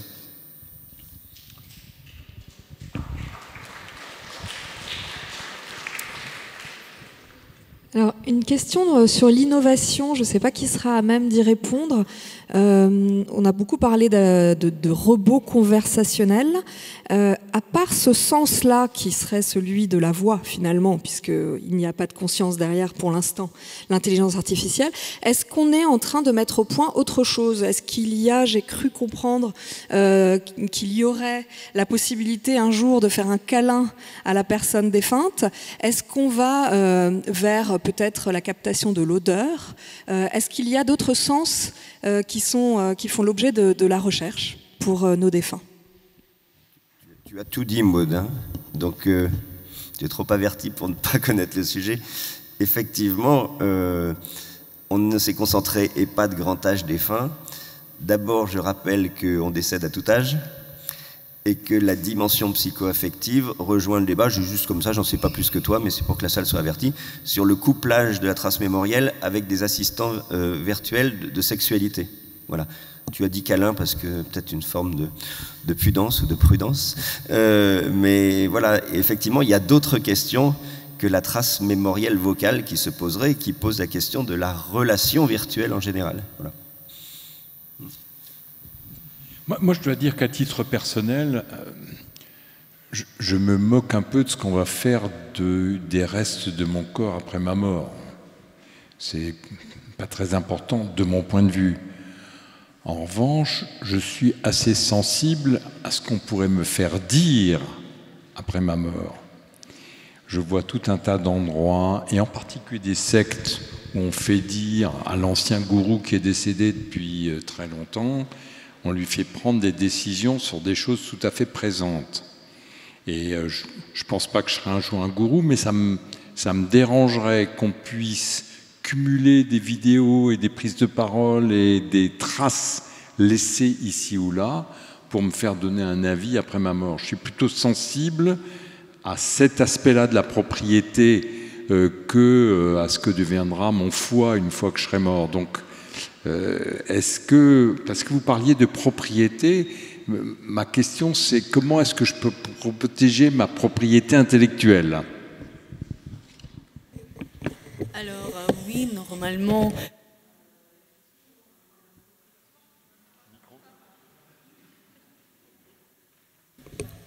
La question de la protection de l'image, bien sûr, joue, et cette protection, elle va au-delà de la mort. Donc oui, on est exactement dans cette conception-là. Donc, mais là, qui pourra exercer cette protection si on est dans les ayants droit, donc les proches, qui doivent encore une fois veiller à ce que la volonté de la personne exprimée en mortem concernant la protection de l'image puisse être prise en considération. Mais même, je pense qu'elle est même d'ordre public, compte tenu de réglementation relative à la protection des données au niveau européen avec le RGPD. Voilà. Est-ce qu'il y a un vide juridique aujourd'hui sur ces questions? Parce qu'il y a déjà des émissions de télé où on va faire dire à tel acteur décédé, à tel chanteur décédé, on va l'interviewer. Alors on sait que je crois que c'était Thierry Ardisson qui faisait ça. Comment ça se passe? Est-ce que ce sont les ayants droit qui donnent leur accord? Est-ce qu'il y a déjà des choses qui existent sur le plan légal? Alors, sur le plan légal, je pense que le droit doit être adapté à l'utilisation des nouvelles technologies, puisque aujourd'hui, c'est complètement dépassé de penser que le cadre réglementaire ne doit pas évoluer. Au contraire, il faut qu'il évolue. Et je pense qu'il y a encore un vide juridique, puisqu'on n'a pas encore mesuré l'importance, justement, de cette utilisation de l'image assez rapide qu'on peut utiliser, et selon, notamment sur la garantie, la diffusion du contenu sur Internet, en ligne, déjà. Je pense qu'il faudra réglementer davantage cela. Ouais. Oui, allez-y. Oui, pardon, bonjour. Je reviens sur la question que vous posiez par rapport à l'humain que nous souhaitions pour demain, parce qu'en fait, il me semble quand même que l'intelligence artificielle trace sa route un petit peu dans les domaines où l'humain est défaillant, justement, et où il ne se montre dans l'incapacité de faire preuve d'humanité. Est-ce que c'est pas finalement l'intelligence artificielle pour l'homme une fuite par rapport à ses responsabilités? Est-ce que c'est pas une façon de pas jouer son rôle d'homme humain, empathique, compatissant, et voilà. Est-ce que c'est pas un refus d'accepter nos limites et de fuir nos responsabilités en tant qu'homme? Grégoire, et après Didier. Juste, vous savez que sur toute question, la réponse est forcément binaire, sinon on s'appauvrit l'esprit. Donc, vous avez certainement raison dans certains domaines, comme ça a été dit à l'instant, où on va remplacer un humain indispensable par une machine, alors que l'humain pourrait être présent, mais que la société n'investit pas suffisamment dans un choix, par exemple, autour du grand âge. Mais à l'inverse, pour revenir dans le champ médical que je connais, la place de l'intelligence artificielle pour améliorer les déficiences de l'humain, par exemple dans l'aide au diagnostic, sur un domaine que Israël connaît bien, la lecture de mammographie. On sait que vous avez beau mettre 2 radiologues très performants, les meilleurs du monde, autour d'une mammographie, il y aura des erreurs de lecture, et que si vous rajoutez un outil d'intelligence artificielle, on va améliorer la démarche diagnostique. Donc il est là en fait aussi le débat, c'est si l'IA est là pour performer quelque chose qui est une limite de l'humain, je pense que c'est un progrès. S'il est là pour remplacer et altérer quelque chose qui serait une relation de dignité et interhumaine auquel on souhaite, et je rejoins ce que disait Aurélien, l'ADN de ce forum, c'est pas, même si j'ai eu l'impression de le dire, c'est pas de faire la chose la moins pire, c'est de faire la chose la meilleure. Et bien effectivement, il faut se méfier. Et ça, je pense que c'est un élément clivant. Encore une fois, c'est comme, vous savez, c'est comme quand vous donnez des morphiniques, quoi. Hein. Le morphinique, c'est bon pour le patient, et puis en excès, c'est de la toxicomanie. Donc c'est pas l'outil qui est mauvais, c'est un choix de société d'usage. Et au passage, quand on dit qu'il faudra des régulations sociétales, c'est là. On dira oui, là on dira oui, là on dira non. Et vous avez entièrement raison, il y a des endroits où ce sera un recul et d'autres endroits où ce sera un progrès. Il y a déjà des robots tueurs, il y a l'utilisation de l'intelligence artificielle dans les guerres. Et donc l'humain, par définition, quand il a un nouvel outil, il fait le meilleur et le pire de son outil. Et on ne peut pas lui dire il a inventé le couteau c'est pour couper sa viande, mais c'est aussi pour tuer son voisin. Il y a toujours cette ambiguïté depuis toujours. Il y avait quelqu'un qui souhaitait prendre la parole. Oui, pardon. Oui, bonjour. Déjà, je voudrais féliciter mes élèves qui ont été remarquablement brillantes. Alors...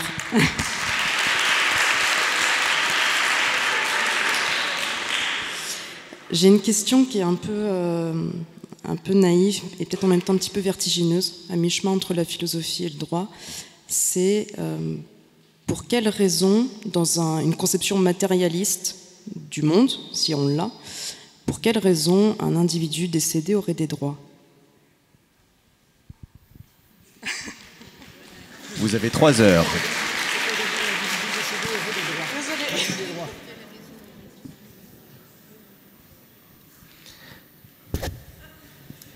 C'est une question pour une dissertation. Je trouve que c'est une très bonne question. Je trouve que c'est une très bonne question. Et pour moi, mis à part le droit moral de la famille, ça ne devrait pas exister. Et particulièrement dans le domaine dont je parlais déjà, le partage des connaissances, les droits d'auteur, c'est une catastrophe pour moi. Les droits d'auteur et plus exactement les brevets, notamment, c'est une catastrophe. Et dans le cadre, l'intelligence artificielle et la technologie sont un complément et pas quelque chose qui remplace. Une des choses qui freine, c'est tout ce qui est lié aux droits d'auteur et plus largement à la société telle qu'elle fonctionne. Je voulais quand même dire encore une chose. Je trouve tous ces débats passionnants, mais particulièrement pour les plus jeunes d'entre vous. J'insiste sur le fait que ces débats sont passionnants, mais c'est encore mieux d'essayer de faire. Donc pas seulement dire, c'est pourquoi on est doué, mais aussi faire des recherches, partager ces données, encore une fois, chercher à rendre l'intelligence artificielle meilleure. Et alors, dernière chose, c'est certain que tout comme le pouvoir absolu corrompt absolument, l'intelligence artificielle large pourrait être infiniment plus dangereuse que l'intelligence artificielle étroite, sachant qu'aujourd'hui, l'intelligence artificielle est moins capable que l'humain, mais l'humain est aussi moins capable que l'intelligence artificielle dans plein de domaines, pour les deux. Et donc le mieux pour le moment, c'est l'intelligence artificielle et l'humain. Mais donc c'est mieux, encore une fois, que l'intelligence artificielle sans l'humain, mais c'est mieux aussi, encore une fois, que l'humain sans l'intelligence artificielle. Tout comme il y a 100 ans, l'humain, c'était mieux avec l'écrit que sans l'écrit.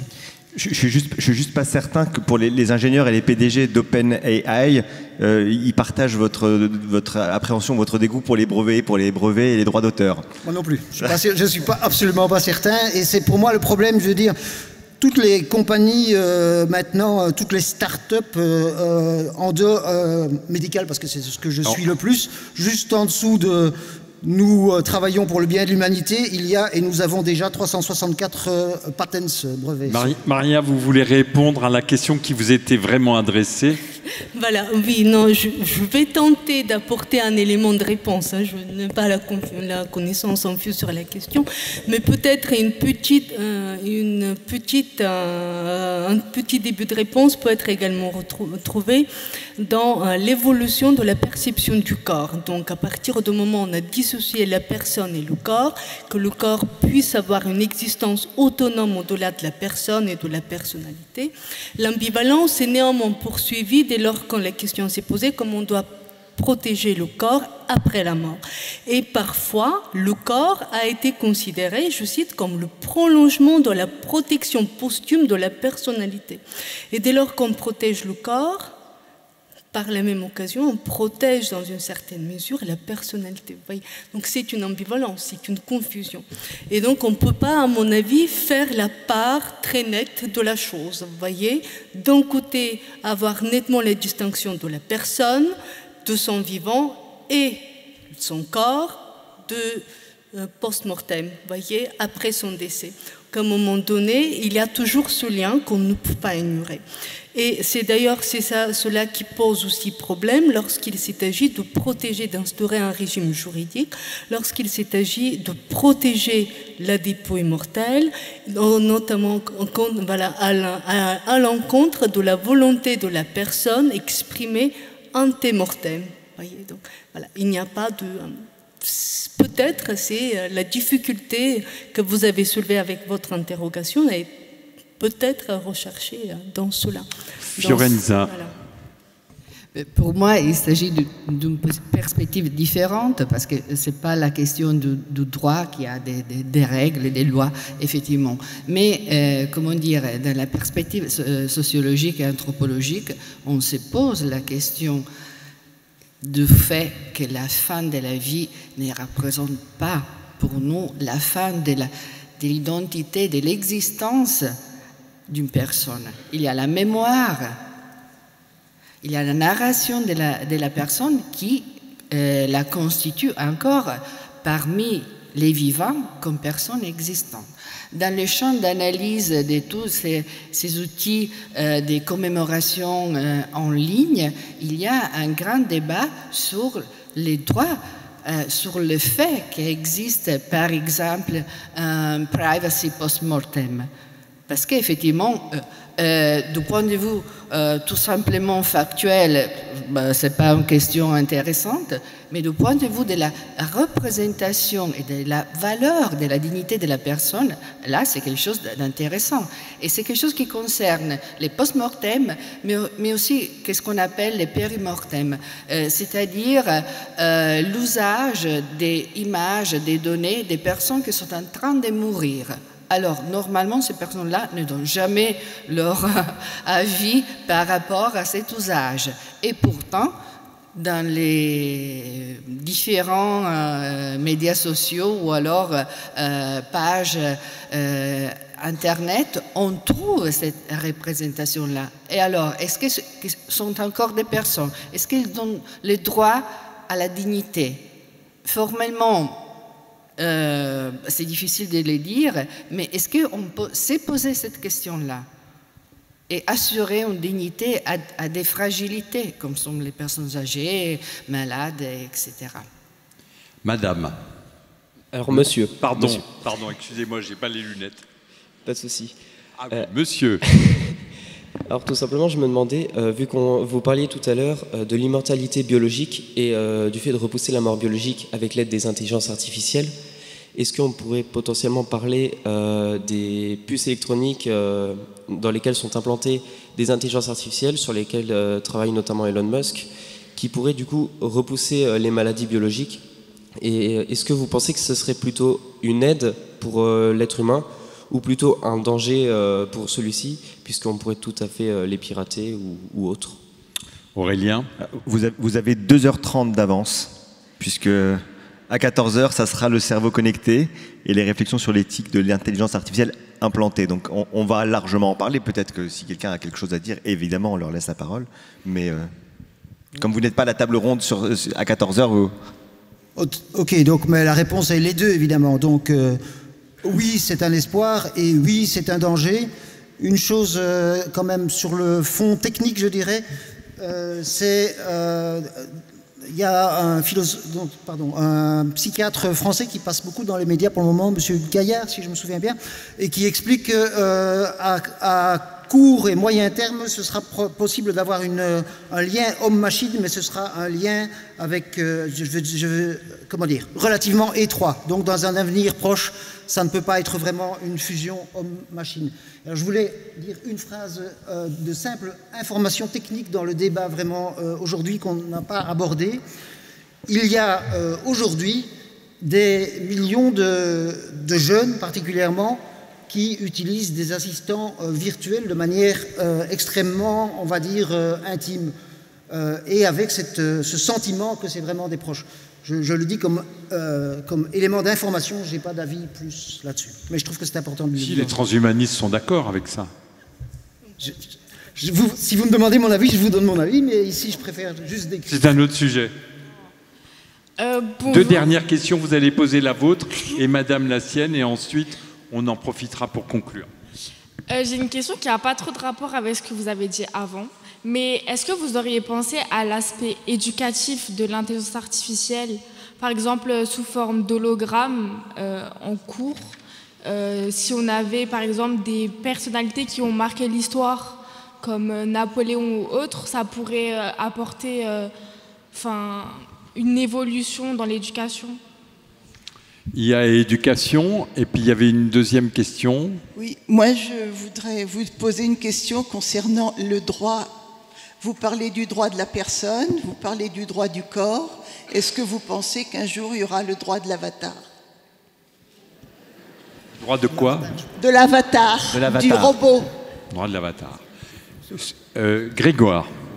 Sur le premier volet de madame, quant aux personnalités historiques, j'ai un de mes bons amis qu'on connaît ici, qui s'appelle Philippe Charlier, qui est un médecin légiste, qui, à travers l'analyse des cadavres et des éléments historiques autour d'une personnalité, que ce soit Henri IV ou un des Louis, roi de notre beau pays, commence à se dire on peut reconstituer sa voix, reconstituer son morphotype, voire même reconstituer les modalités de sa mort et voir de sa pensée au moment de sa mort. Alors c'est très futuriste, mais effectivement, ça peut être fait dans une dimension du coup c'est assez marginal dans le débat des historiens, mais de reconstitution d'une autre forme de l'histoire, d'un autre complément à l'histoire, et donc par ce biais-là, peut-être d'être un complément pédagogique. Quant à savoir si un Napoléon virtuel serait plus pertinent pour enseigner l'histoire en classe, moi j'ai envie de dire pourquoi pas, mais ça dépend, je vais être un peu provocateur, du prof qu'on a. Il y a des profs qui n'ont pas besoin du Napoléon virtuel, puis il y a des profs qui nous ont ennuyés, on aurait peut-être aimé qu'il y ait un Napoléon virtuel, voilà. C'est très respectueux, moi je suis fils de prof, hein, donc voilà. Mais donc pourquoi pas, oui, pourquoi pas. Leïla. Après, je pense que ça dépend aussi de la personnalité, parce que vaut mieux pas représenter bien sûr certaines personnalités, et faut quand même cadrer, parce que il y a certaines personnalités qu'il vaut mieux pas refaire vivre par l'IA, je pense. Vous voulez intervenir sur le droit de l'avatar? Oui, allez-y. Non, après. Donc sur le droit de l'avatar, la question se pose déjà depuis relativement longtemps, et la réponse intuitive qu'on a, c'est de dire ben non, ça n'a pas de conscience, ok, mais en fait il y a un certain consensus pour dire que les sociétés n'ont pas de conscience non plus, et pourtant elles ont une personnalité juridique. Donc je pense que même déjà maintenant, en fait techniquement, donner une personnalité juridique à un avatar, vous créez une société et vous dites que c'est l'avatar un tel, ça ne pose pas de problème. En ce qui concerne la question de l'intelligence artificielle et les avatars pour l'enseignement, ça se fait déjà un petit peu, et évidemment ça dépend de la qualité de l'enseignant virtuel et de la qualité de l'enseignement non virtuel, de l'enseignant non virtuel, pour pouvoir faire ses préférences. Mais tout ce qui est MOOC, ça s'appelle tout ce qui est enseignement en ligne, il y a déjà une partie non négligeable dans laquelle l'humain n'intervient plus beaucoup. Les chirurgiens s'entraînent désormais sur des fantômes, et c'est de l'intelligence artificielle, et aux États-Unis, 80% des apprentis chirurgiens apprennent sur de l'intelligence artificielle robotisée. Donc l'intelligence artificielle va gagner tout le domaine de l'enseignement. Les pilotes d'avion apprennent d'abord à piloter sur des maquettes, et donc toute l'intelligence artificielle et l'enseignement, c'est un sujet énorme. Fiorenza. Bien sur l'hologramme, ça m'intéresse beaucoup. Il y a vraiment longtemps, un sémiologue italien très connu, Umberto Eco, avait pensé de faire les entretiens impossibles avec des personnalités disparues. C'était pas question d'image, mais c'était très intéressant d'écouter cette émission. Beaucoup de temps est passé. Maintenant, il y a des hologrammes qui sont déjà utilisés pour des questions, pour des contextes différents, pas éducatifs. Par exemple, les loisirs des chanteurs. Michael Jackson a été remis en vie dans un concert, ou alors pour des raisons professionnelles, pour ne pas se déplacer pour des réunions importantes, mais peut-être très chères. Les entreprises les plus, comment dire, qui peuvent le faire, utilisent des hologrammes. Et parfois aussi à la télé, des sportifs sont réalisés en hologramme pour des entretiens. Peut-être que c'est une manière de capturer l'attention. Mais là, je reviens sur ce qu'a déjà dit mon collègue à mon côté. Ça dépend du contexte, ça dépend du professeur et de la thématique. Un mot de conclusion, Grégoire?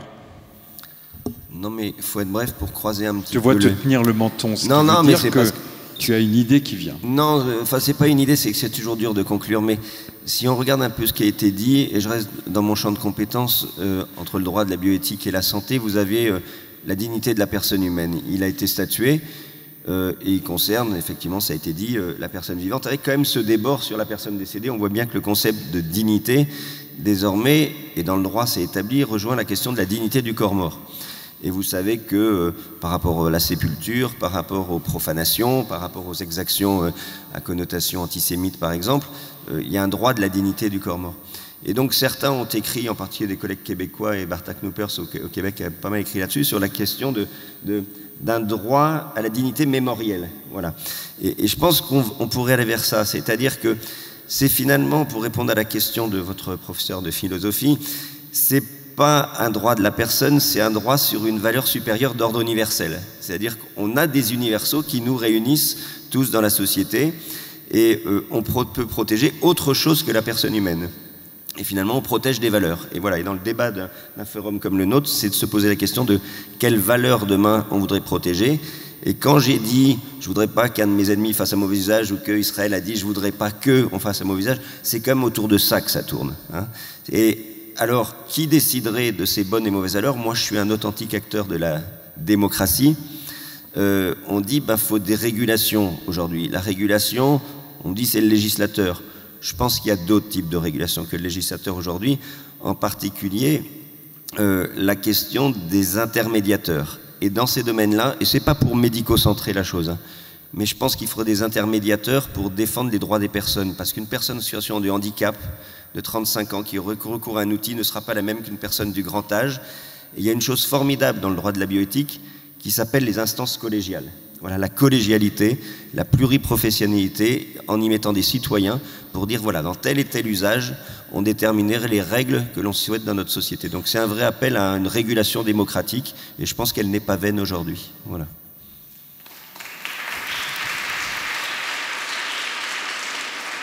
Aurélien, le mot de la fin. Mot de la fin, alors, par rapport à ce que j'ai entendu et aux questions qui ont été posées, la question que ce soit du défunt ou alors la question de l'enseignement, finalement il y a le terme de conscience, c'est-à-dire que le jour où une intelligence artificielle sera dotée d'une conscience, alors à ce moment-là, effectivement, il devra y avoir un droit dédié à l'avatar. Ça s'imposera à nous de la même manière. Si le logiciel post-mortem a une conscience, évidemment, il aura aussi une dignité, parce que je l'ai dit en introduisant un peu le propos, pour l'être humain, et c'est toujours un exemple, mais la mort, c'est la mort du cerveau, c'est pas la mort de l'organe, c'est la mort de l'esprit, c'est la mort de la conscience. Donc ça aussi, on va probablement être amené à en parler, à la fois quand on va parler des cerveaux connectés, mais aussi de la définition de l'intelligence. Je pense que la question de dignité, la question de droit, elle va se poser à partir du moment où on sera face à une intelligence artificielle qui est dotée d'une conscience. La question sera, et on va en discuter à 14h et je vais finir là-dessus, c'est est-ce qu'effectivement c'est en passe de le devenir ou pas? Il nous reste à remercier nos orateurs et tout particulièrement nos jeunes.